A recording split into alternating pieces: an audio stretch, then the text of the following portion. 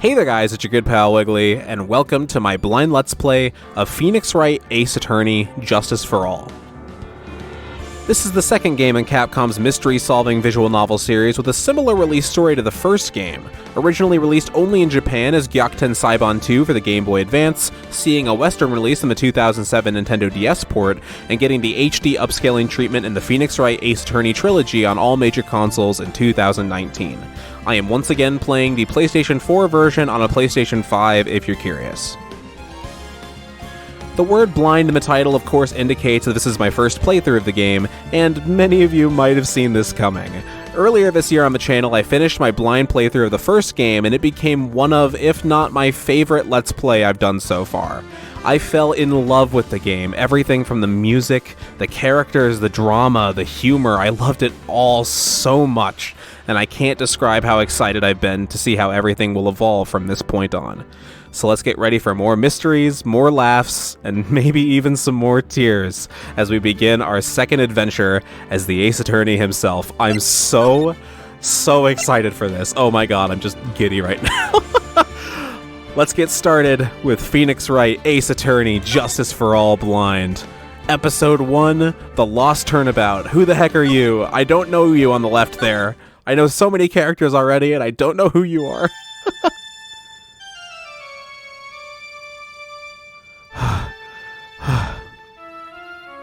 Why is Bach playing? How did I get into this mess? That's far enough. You can't run forever. Mr. Phoenix Wright. What's going on? What? I'm glad to see we're already just completely insane. I cannot allow you to go on like this. But I'm just a simple defense attorney. Silence. You are no longer worthy of your title.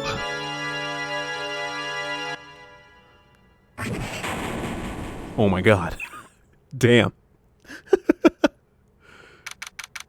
September 8th, 9:08 a.m. District Court Defendant Lobby number 1. Ooh, number 1 this time. It's usually number 2, right? Why is that your ringtone, Phoenix? What a nightmare. And I bet it was this ringtone that caused it.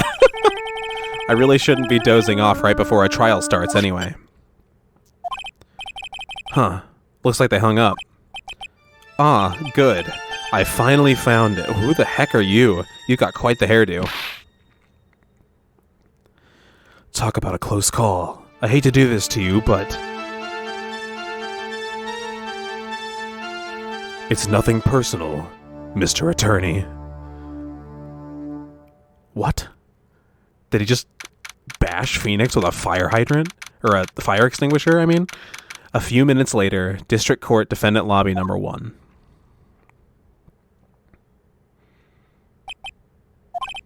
Ouch, my head.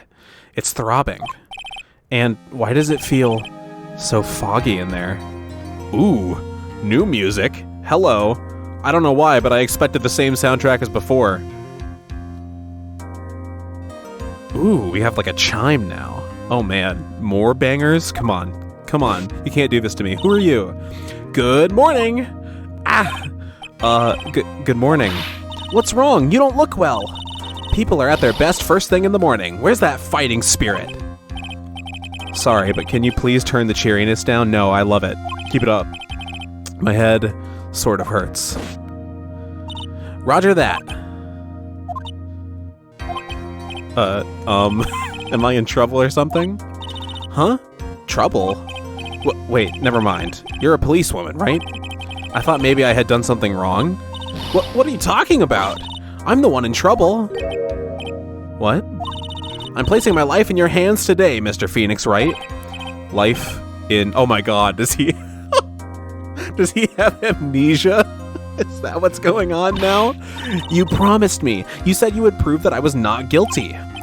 Not guilty?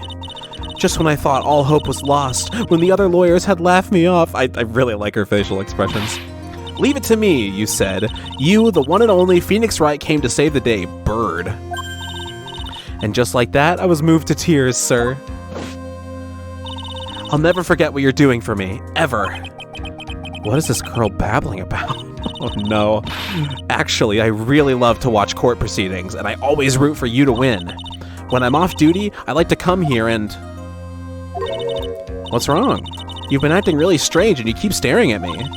You're making me kind of nervous, sir. Oh, sorry.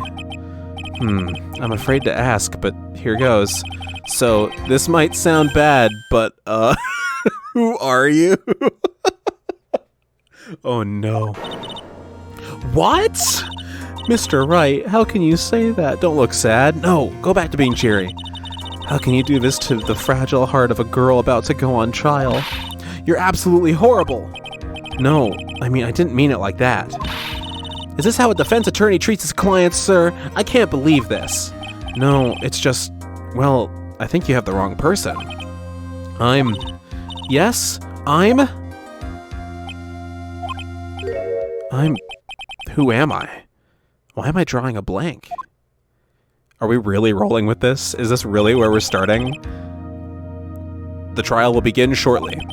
Will the defendant and her lawyer please proceed to the courtroom immediately? The trial's about to start. I'm counting on you in there, okay? Oh no. What a way to start. Just immediate amnesia. I guess I must have amnesia. Let's see, what can I piece together?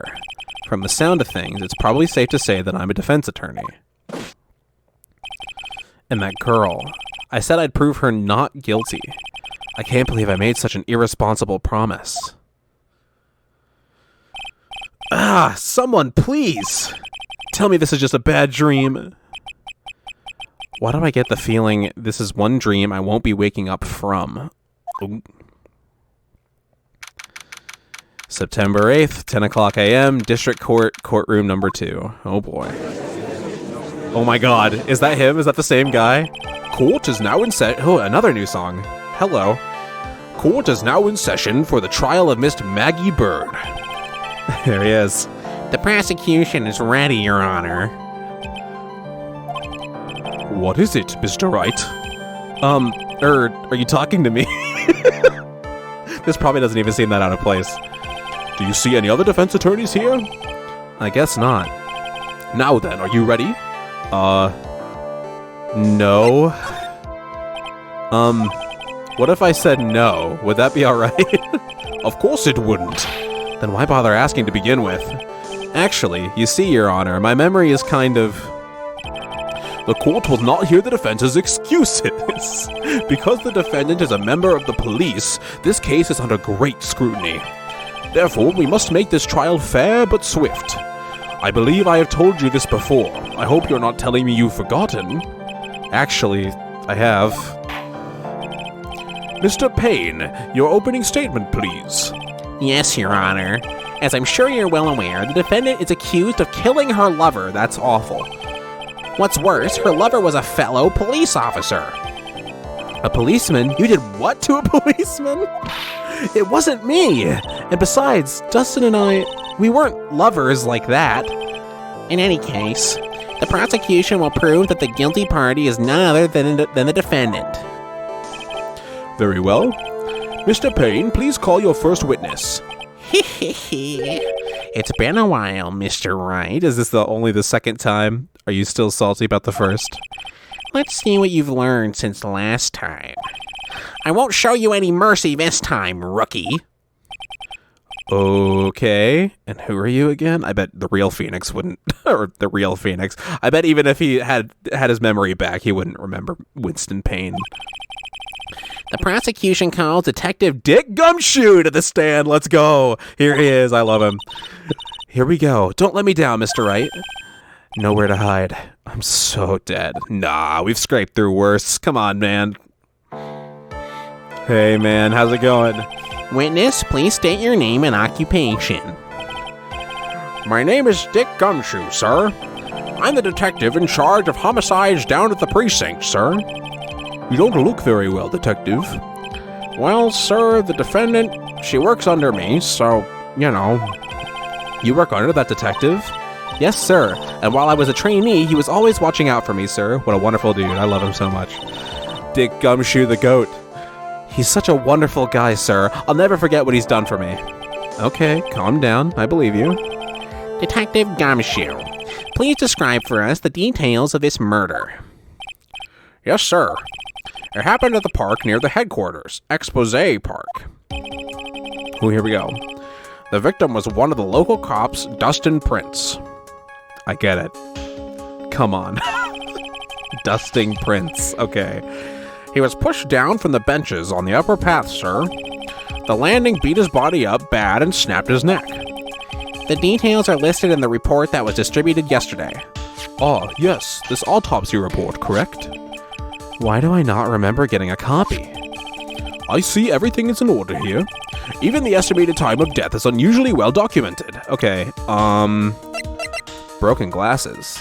Okay. Well, we don't have, I mean, it makes sense that we don't have the examine closer and, like, look all around it thing from the extra case. I see that that's brand new to that only. Attorney's badge, we still have that. It's my all-important badge. It shows that I'm a defense attorney. Cell phone. I found this in my pocket, but I don't remember what it means or how it got there. Dustin's autopsy report, time of death, 9/6 at 6:28 p.m. Cause, broken neck. Body was also covered in bruises. Okay. Glasses found under the victim's body. Pieces of nearsighted lenses were found nearby. Okay. Nearsighted seems like an important detail there. I don't know why else they would include that. Maggie Bird. Maggie Bird. I don't get this pun, but I get Dustin Prince. My client. The only thing I recall is that she's a policewoman. Dustin Prince, age 30, the victim and a policeman. It seems he was dating the defendant, Maggie Bird. She says otherwise, but I don't want to get into that mess. Winston Payne, age 53. The prosecutor for this case lacks presence, generally bad at getting his points across. Dick Gumshoe, age 31, detective at the local precinct in charge of the initial investigation. Okay, I don't know how long after the first game this one is, but I'm assuming this is the same year, maybe. I'm sure the game will tell me. The victim's watch stopped from the impact of the landing, sir. I mean, that's easily alterable. The results of the autopsy confirm the time of death. Okay, that's less easily alterable, unless you're Edgeworth. If I may, Your Honor, the prosecution would like to submit this photograph. Okay, sounds good. Very well, the court accepts this into evidence. Crime photo 1. The victim fell from the walking path above. Okay. Now then, I recall at yesterday's preliminary hearing, a very important piece of evidence was brought to our attention. Okay, let's see. What do we have? I have no idea how difficult this first case is going to be. If this is a beginner-friendly case, or if this is still, like, middle of the road from the first game, if they expect me to play the first game. So I'm taking this all in as deep as I was at the end of the last game. Okay, I'm not really seeing anything insane. Yeah, no, I don't. The clock... The clock on the post there is not 6:30, roughly, or whatever time it was. It was something 28. Yeah, 6:28. That is not what time that is. That is 7 o'clock or 8 o'clock. Can't really tell. I think it's 7. So, nice try. Yes, Your Honor. Yes, sir. Yes, I guess. Mr. Wright, is your head on right today? No. There was a very crucial piece of evidence found under the victim's body. Was there? Have you lost your mind? Well, actually, kinda. It's just nerves. Give me a second. What? How can you talk like such an amateur? I thought you were a pro, sir. Alright, sir. I'll help you through this. That ding sound effect sounds very different, too. At a time like this, maybe you ought to take a glance at the court record. Oh, wait. Wait, is the amnesia thing just to give me tutorial? Is that the... Wait a minute. I just considered that possibility. I thought we were actually doing this with the plot. Court record? Yep, info about evidence and people involved with this case are all listed there, sir. You can look at the court record by pressing the R1 button. I already have. The R1 button, huh? You really know what you're talking about, don't you? It's too bad I'm a cop, right? Just think, I could totally be a legal aid instead. Wonderful, but we already have somebody filling that slot. And she better fucking show up in this game. If she doesn't, I'm gonna be so mad. Mr. Wright.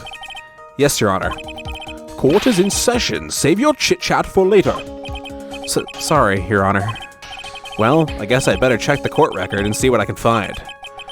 What was it again? The R1 button? All right, Mr. Wright, let's see if your notes are in order. What was the piece of evidence found underneath the victim's body? Glasses. I'm way ahead of you. That's simple, Your Honor. A broken pair of glasses. That's right. The victim grabbed his killer's glasses as he was being shoved, sir. I should have looked at the other two options. And held on to them as he fell. Hey, why are you giving me the evil eye? Those glasses you're wearing. Yes, this is my spare pair. But these glasses they found at the crime scene are not mine, I swear, sir. You sure about that? Look, it was a coincidence that on the same day I accidentally stepped on mine. Oh boy. Okay. A coincidence, she says. Your Honor, I have further evidence to present. Oh, you have more? And this evidence is very decisive. I doubt it is, Winston. Very well. Let's hear from our witness about this evidence. All right.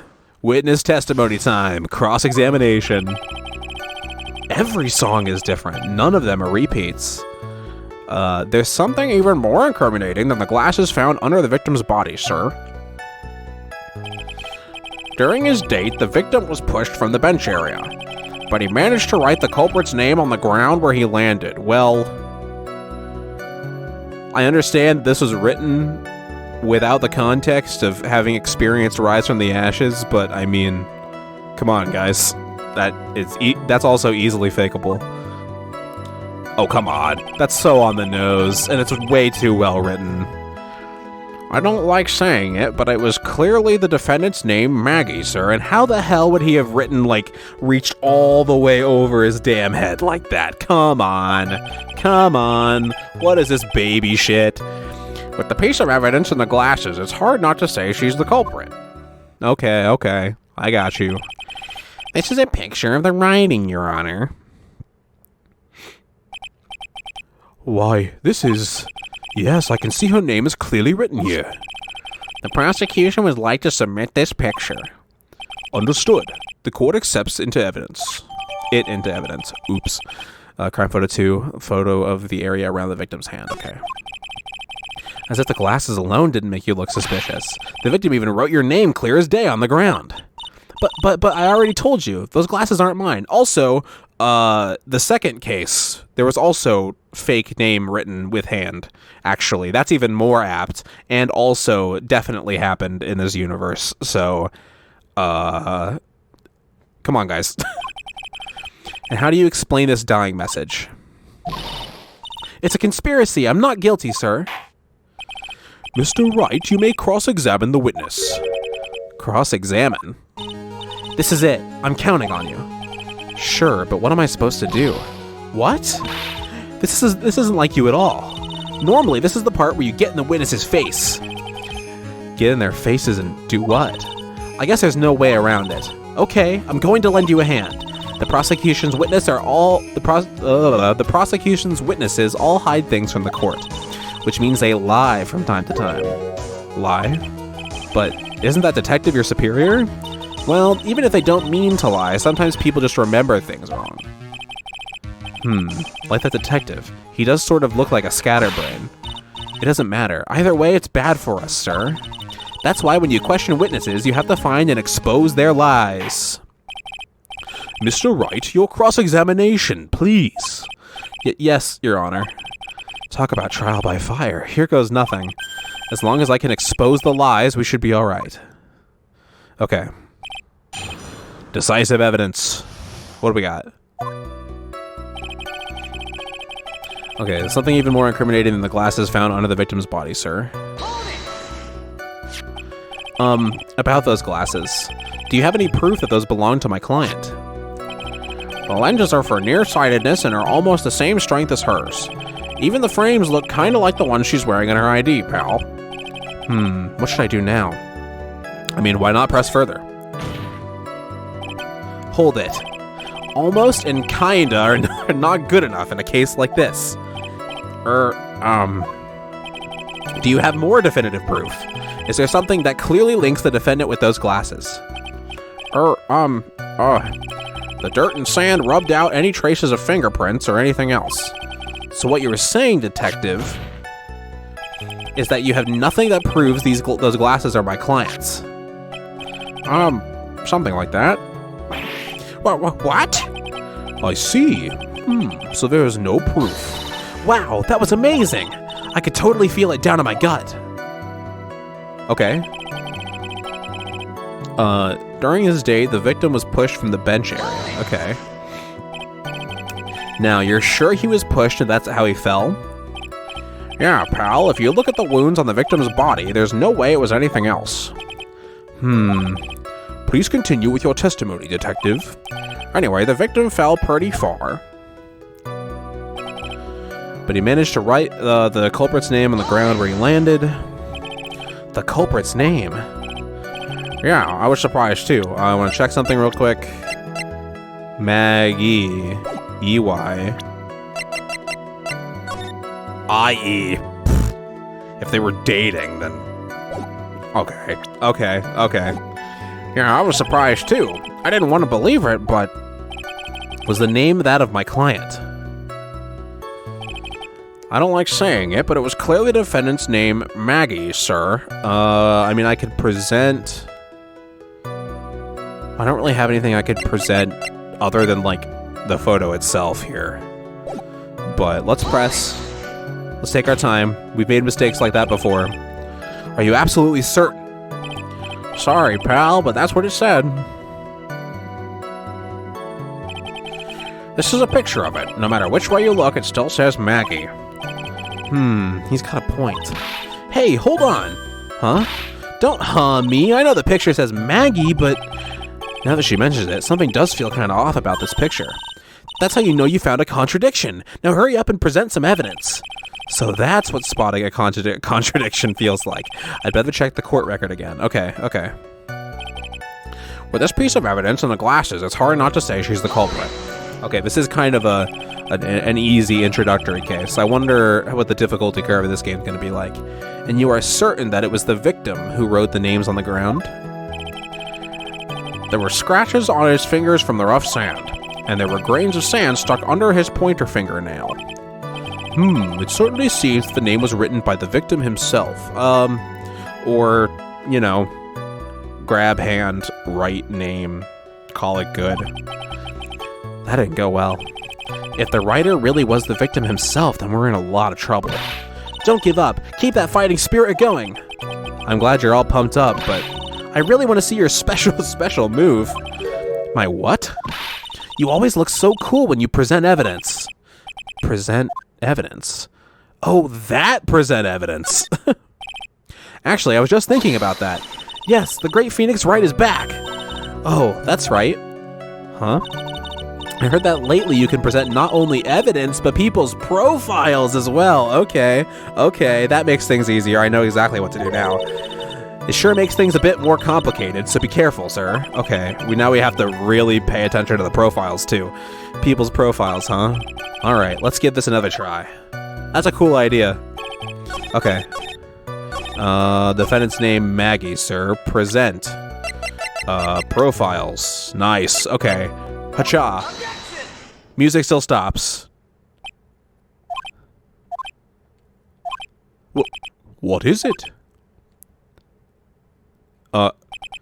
What? What's come over me? Without thinking, I just blurted out, objection. Are you getting your memory back? And I yelled at the top of my lungs, finger outstretched, ready to take on my opponent. They already knew how iconic it was. What a rush. Detective Gumshoe. You're talking to me, Prowl? Please state the defendant's name for me. What are you trying to prove with this futile exercise, Mr. Wright? Ooh. Okay.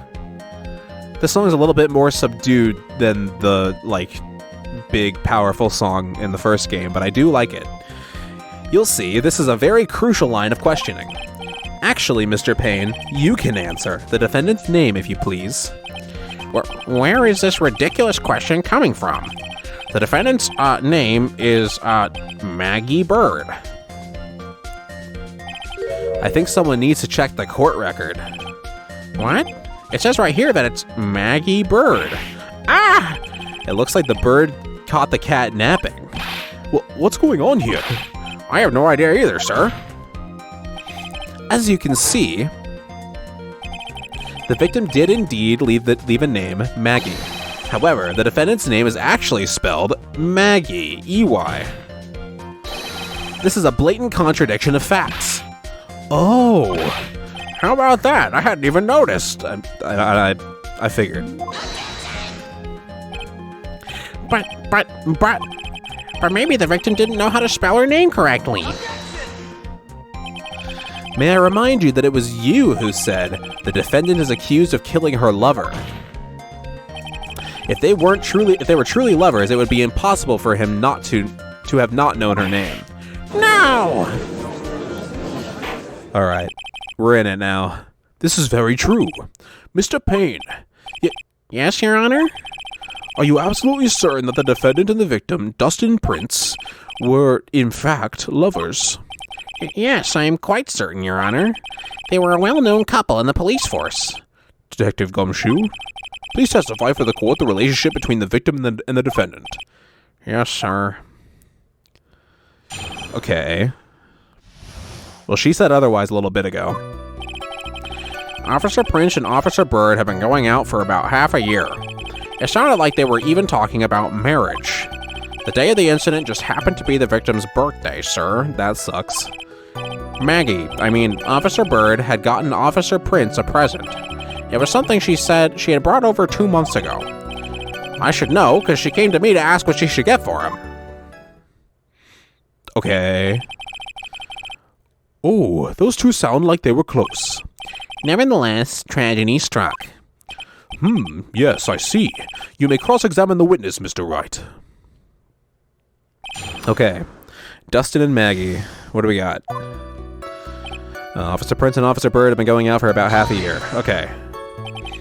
How do you know about this? Every year in March, we have a training camp for us cops. Officer Bird was a rookie at the time, and she and Officer Prince seemed to hit it off. They got close, I take it. Actually, I was supposed to go too, but I couldn't pay the deposit for the trip, so I didn't. Damn. If only I had gone on that trip. If only you could have borrowed $50. What is it? Oh, nothing, sir. Really. Anyway. I'm sure Damon Gant would have loaned you $50 if you were quick enough. It sounded like they were even talking about marriage. Oh, whoops. I wanted to press that. Oh, whoops. I wanted to press that too. Okay. Marriage? But wasn't the victim 8 years older than her? What? You're saying a guy's gotta marry someone the same age as himself, pal? Within reason. No, that's not what I meant at all. Detective Gumshoe and Dustin were only a year apart, you know. I think this fella has a ways to go before marriage, probably. Mind your own business, pal. Oh, okay. I got a trophy. Mind your own business, pal. Okay. The day of the incident just happened to be the victim's birthday, sir. The day of the incident? You mean September 6th?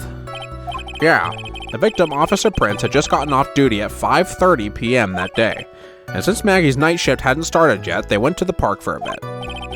Oh, I remember when I was young and in love. Oh, it was a jolly time. I'm sure it was 500 years ago, Judge. That's great, Your Honor. I'm glad that you're such a cheerful old man.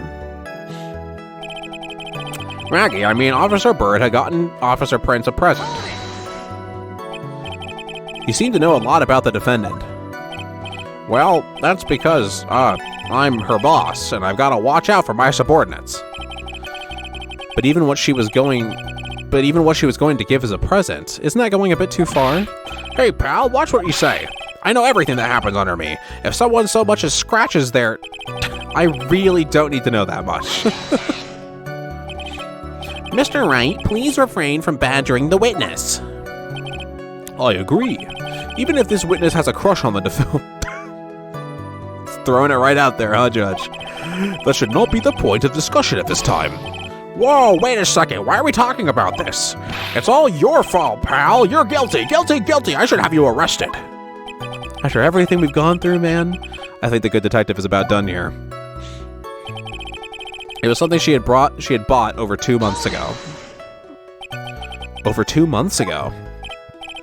Yep, she's a very considerate woman, pal. So, what was this birthday present? She got him a glove. A single glove? Why would she only give him one? Actually, Your Honor, the glove in question is a baseball glove. Okay. Oh, I see, a baseball glove. Officer Prince... Whoops, that's the wrong voice. I mixed like 4 voices there in my head. Officer... What the fuck am I doing?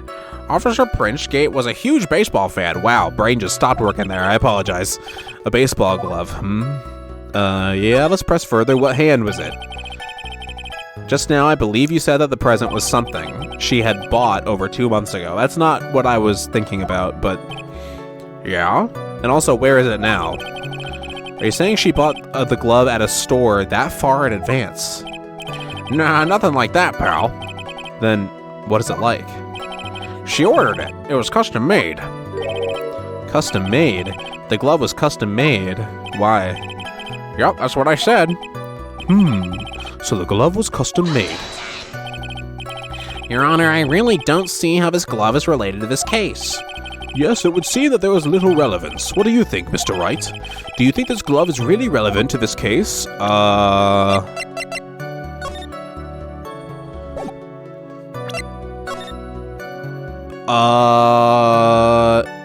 I think maybe. If he is left-handed, if it's a left-handed glove, then yes, it is absolutely relevant. That's the only reason I could think of to custom make a baseball glove. Okay. I have a line of thinking here. Let's see how it turns out. Of course it's relevant. I don't know where this will lead me, but... Of course it's relevant. That glove is the key to this whole case. I'm glad he's so good at bullshitting. Yes, bluffing to the max.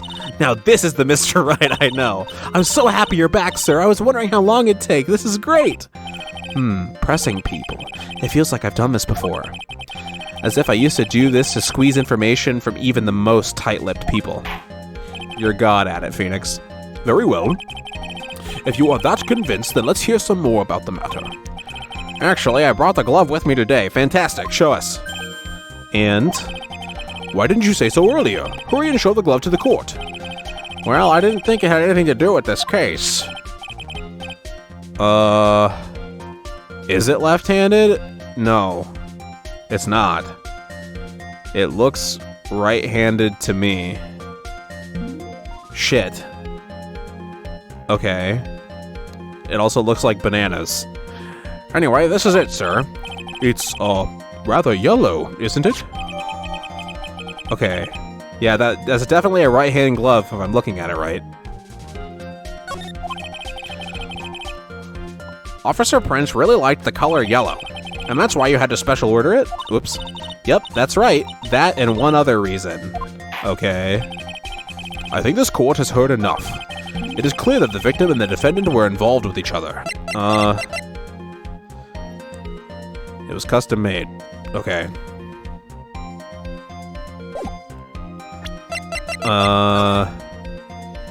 Right hand. Right hand. Okay. Never mind then. Whoops. Wrong line of thinking. Yes, that is correct, Your Honor. Now, if that is true, it brings up an important question. Was the name Maggie really written by the victim? I see your point, Your Honor. Detective Gumshoe, please tell the court a little more about the name on the ground. Yes, sir. For some reason, I'm finding it very tricky to switch through all these voices here. This is a weird combo. Ooh. Okay. The songs are getting better. I was a little off-put by the fact that they're different, but I do like it. Okay. Oh. Sick bass line. Okay, I'm into it. We first looked into the handwriting. Unfortunately, we couldn't confirm it was the victim's handwriting. Next, we checked the victim's pointer finger. We found that there was sand trapped under the victim's fingernail. There were also scratches on his skin that were caused by him writing on the ground. From this, we can confirm that the victim wrote this name with his right hand. Okay. Yes, a perfectly logical conclusion. Now then, Mr. Wright, you may cross-examine the witness. Thank you, Your Honor. Wait a minute. Wait. Okay, I just put it together. I just thought a little bit harder. If you catch the ball with your right hand, then you throw left-handed. And usually you throw with your dominant hand than baseball. I got it. Okay, he is left-handed. I gotcha. Though I'm sure Winston Payne's counter-argument, if he's smart, is he was ambidextrous. Okay, we first looked into the handwriting. Let's press everything anyway. But can you really determine the handwriting based on a sample written in sand? This is why amateurs are amateurs. We're not a bunch of simpletons, pal. Scientific investigation in this country is actually pretty good. I believe it's time to get back to the real point. Agreed, Your Honor. So what was the result of the investigation? Unfortunately, we couldn't confirm that it was the victim's handwriting. So in the end, you couldn't confirm it. Hey, whoops. Hey, don't you look down on us. I told you, we're not a bunch of simpletons, pal. Everyone knows you can't find out everything you want with scientific investigation. I've never heard that before. Me neither. Nor I. I've never heard anything like that at the police academy, sir. Okay, so I made it up. Anyway. Next we check the victim's pointer finger. His pointer finger. You know, the one you're always pointing and waving around in people's faces. Don't tell me it bothers you. Every time you do it, I have a mini heart attack. It's like you're trying to kill me, pal. In any case, you examined the victim's index finger, correct? Yeah, we figured there should be something on his finger if he had been writing in sand. And the results? Alright, we found that there was sand trapped under the victim's fingernail. And what does that prove? Well, it proves that he did write the name with his own finger. Yes, which explains why there was sand stuck under his nail. I guess he's right. And there's more. There were also scratches on his skin that was caused by him writing in the sand. Scratches on his skin? Yup, you can't see them with your naked eye, but they're there. That is incredible. Sure is, that's the power of scientific investigation. They're so small that we had to use a magnifying glass, like a really strong one. It's got that really scientific sounding name. You mean a microscope? Yeah, that's it. We used one of those and that's how we found them. I can't believe this guy doesn't know what a microscope is. From this, we could confirm that the victim wrote this name with the right hand. His right hand. Oh my gosh, I'm so rusty, I'm sorry. Are you absolutely sure? I believe in the power of science. I wonder if my evidence is solid enough to counter with. Listening to this, you would think there was only one conclusion, that the name was definitely written by the victim. But don't you think that would be really strange, sir? It doesn't really wrote that message with his right hand. Do you think I would have gone through that much trouble to get him his present? Okay, yep. The present, what about it? It seems that I was correct. Voila. Detective Gumshoe, take a look at this. That's the glove, right? Could you tell the court what is special about this glove? What's special? Never really thought about it, but, it's really yellow, and that's about it. Yes, it's really yellow, but that is only one of its qualities. Huh? There's another reason why it's special. And what would that be? It's very simple. This glove is made for a left-handed person. Left-handed? Why, you're absolutely right. This glove is made to be worn on the right hand. That is why it had to be custom made. If you can't tell, I haven't played a lot of sports in my time. I have never seen a bright yellow left-hander's glove for sale. Have you? Well, no. So, detective, which hand did the victim use to write the name with again? That's easy. Look, it's obvious from this picture that it was... Wait a second! Don't forget that the victim was left-handed. Ah! I object. Overruled. Mr. Wright, I would like to know what your line of reasoning proves. There's only one conclusion that can be drawn. A left-handed person could not have written a message with his right hand. Therefore, the person who wrote the name Maggie could not have been the victim. We got him. Order, order! When you think about it that way, then yes. It is not possible that this name was written by the victim himself. Then that means Maggie is... No, it's not possible! Mr. Payne? Yes, Your Honor? The evidence that the prosecution has presented to fail to prove the defendant's guilt. In fact, I believe you have proven her to be innocent. No! All right, you did it, Mr. Wright. Whew, I feel like I can breathe again. It seems that we have reached the conclusion. You did a fine job once again, Mr. Wright. Me, Your Honor? Ah, well, thank you, sir. See, you got complimented by the judge again. You're really good. And that's why you can't give up being a lawyer, sir. Are you joking? I'm more than ready to retire. I will now announce my verdict. This court finds the defendant, Maggie Bird... what? No, not yet. The drama. Please give me a few more minutes, Your Honor. What is the meaning of this, Mr. Payne? The prosecution is not finished yet. What do you mean? We would like to call our next witness to the stand. Really? Another witness? What? And what did this witness witness? The moment the victim was pushed to his death. Suspicious as hell. What's more, he saw the very face of the culprit. What the heck? Okay. Order in the court. I believe a recess is in order. Afterward, we will hear from this new witness. I had a feeling that was a bit too easy. I need more information. I'll have to see what I can find out during this recess. I can't let my guard down. It's only going to get tougher from here. Court is adjourned for recess. Okay. To be continued in the first case. Really? Okay. New music everywhere, even this one. All right. Well, as per usual, I'm going to... Oh, hey, there's all my old save files. As per usual, we're going to end off whenever it says to be continued. Oh, that's cool. It's a different color and everything.